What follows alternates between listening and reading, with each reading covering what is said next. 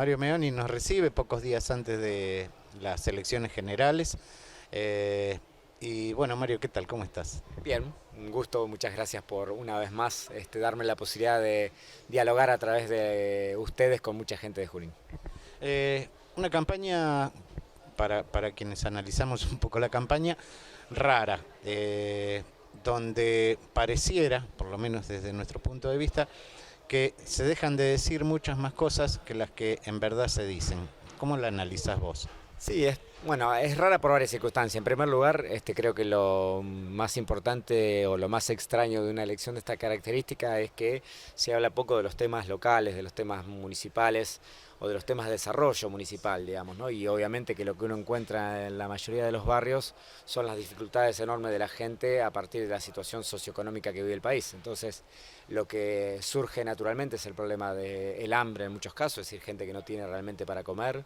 Surge el problema de las tarifas, gente que no puede pagar la luz, abuelos que no pueden estar calefaccionados, gente que te cuenta permanentemente que tiene que cortar la calefacción y que solamente la prende a lo mejor media hora en el día, a la noche, un ratito antes de poder cenar, y eso es obviamente algo que es bastante extraño que pase. Gente que no tiene trabajo de a miles, es increíble. Gente que tiene trabajo y que no le alcanza el trabajo. Entonces es muy difícil poder hablar en una campaña en la que no se habla de los desarrollos urbanísticos, de cómo se generan ese tipo de cuestiones vinculadas con la infraestructura, que era lo que uno más habitualmente lograba o generaba en las elecciones. Era la demanda, estaba vinculada con ese tipo de cosas, no con otras, digamos. Entonces, la verdad es que es rara en ese sentido, pero de todas maneras no hay que dejar de pensar que desde el ámbito municipal se puede trabajar mucho para corregir muchas de estas cosas y que el gobierno no ha tenido ninguna sensibilidad para tratar de dar respuestas en todo este tiempo. Digo, el gobierno local, provincial y nacional han estado absolutamente cerrados a la posibilidad de que hubiese gente que la pasara, que pudiera estar mejor, digamos, ¿no? Hablamos de los jubilados con los medicamentos o la gente que no le alcanza para comer, digamos. Algunas cosas aparecieron ahora, poselección de la PASO, alimentos han aparecido por todos lados, por ejemplo, ¿no? Y bienvenido, porque hay gente que seguramente va a estar mucho más aliviada en este tiempo, pero no es por una cuestión de sensibilidad, de convicción política del intendente, sino que es por una cuestión de necesidad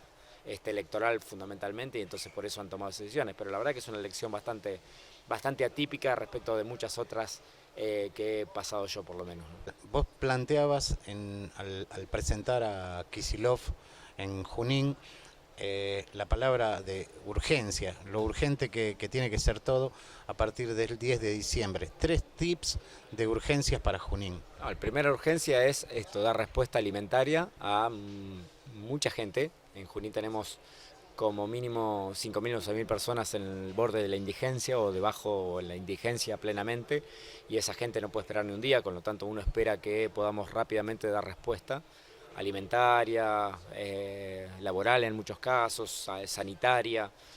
Bueno, creemos que hay que, de viviendas, entonces eso es lo urgente, lo imprescindible.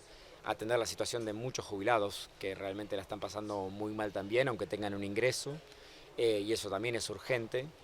La realidad de las cuestiones urgentes tiene que ver con eso esencialmente, ¿no? Con las posibilidades de la gente que está en la peor de las situaciones.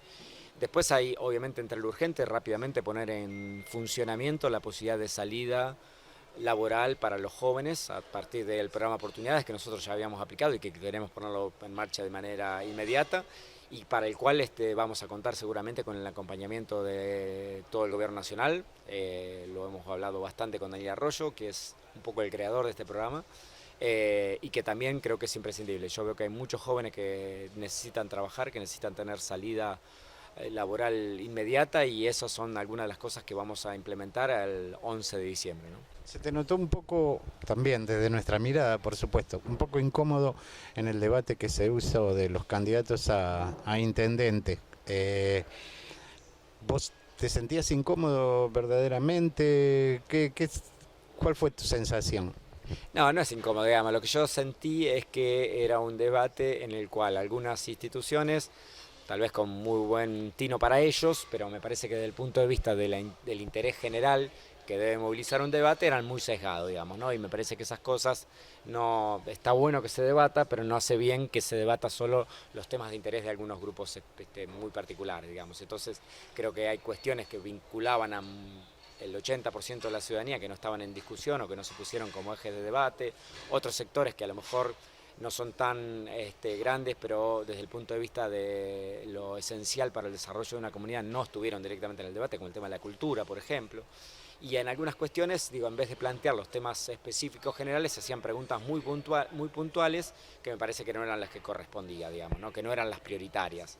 Y entonces, en ese sentido, me parece que ataba demasiado el debate a cuestiones de interés muy particular de quienes organizaron el debate y no de los intereses generales de una comunidad, digamos. Sumado a que, indudablemente, me parece que varias de las instituciones tienen un rol muy cercano a ser actores como instituciones y algunos de sus miembros principales como referentes de Cambiemos, digamos. Entonces, bueno, me parece que había algunas cosas que no estuvieron del todo coordinadas con la suficiente equidad para todos los candidatos, no solamente para mí, digo, lo mismo corre para Diego Ruiz o para Laura Bataglino, digamos, ¿no? Y por otro lado, me parecía que no fue justo un sorteo en el cual se estableció el primer orador y después hizo toda una grilla, con lo cual yo quedé siempre hablando detrás de primero yo y después el intendente, digamos, ¿no? Entonces, digo, tenemos unas desventajas allí, ¿no? Porque uno habla y después el intendente puede hablar sobre lo que uno habló, y eso no es justo, y pasó en 11 de las 13 oportunidades de intervención que tuvimos, es como demasiado. Entonces me parece que esas son las cosas que yo por lo menos me hubiese gustado que fuera de otra manera. De todas maneras, yo siempre me presto a los debates, no tengo ningún tipo de inconveniente, he debatido siempre en todos los ámbitos y no tengo ningún problema en ese sentido, pero sí me parecía que no fue del todo equitativo y justo el debate como debió haber sido.